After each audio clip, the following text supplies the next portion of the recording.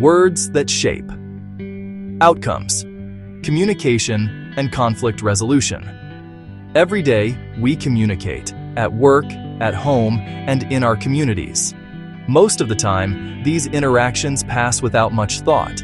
But in moments of stress or disagreement, the way we communicate can change everything. It can either calm a situation or make it spiral out of control. For people navigating re-entry and major life transitions, communication carries even more weight. A single conversation can affect employment, relationships, or long-term stability. That's why learning to communicate thoughtfully is not just a skill. It's a protective tool. Conflict often begins with emotion. Feeling disrespected, unheard, or controlled can trigger strong reactions before we even realize what's happening. Our bodies respond first. A tight chest, a raised voice, an urge to defend ourselves.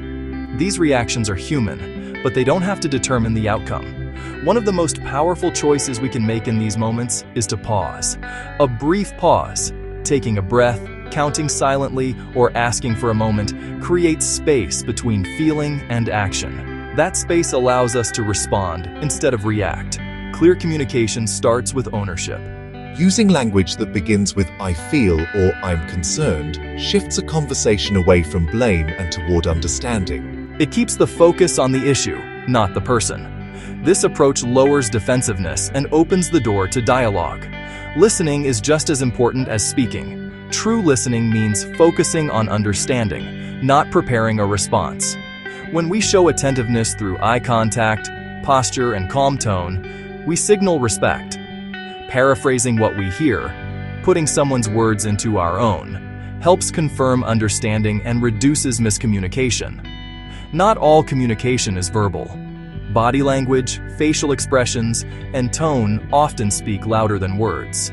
Standing with openness, maintaining a calm voice, and being aware of facial cues can completely change how a message is received.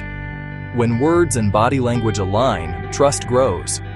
Conflict is rarely about one single moment. It often comes from deeper roots, unmet needs, competing priorities, limited resources, or unclear communication.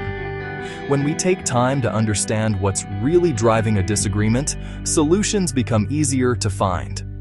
De-escalation is about restoring calm.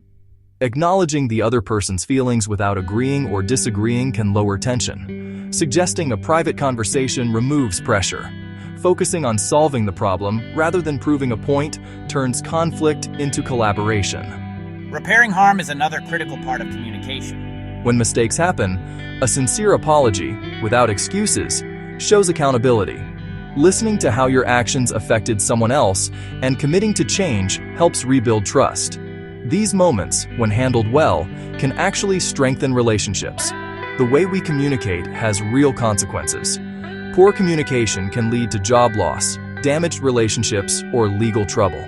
Constructive communication, on the other hand, protects stability, builds confidence, and supports long-term success.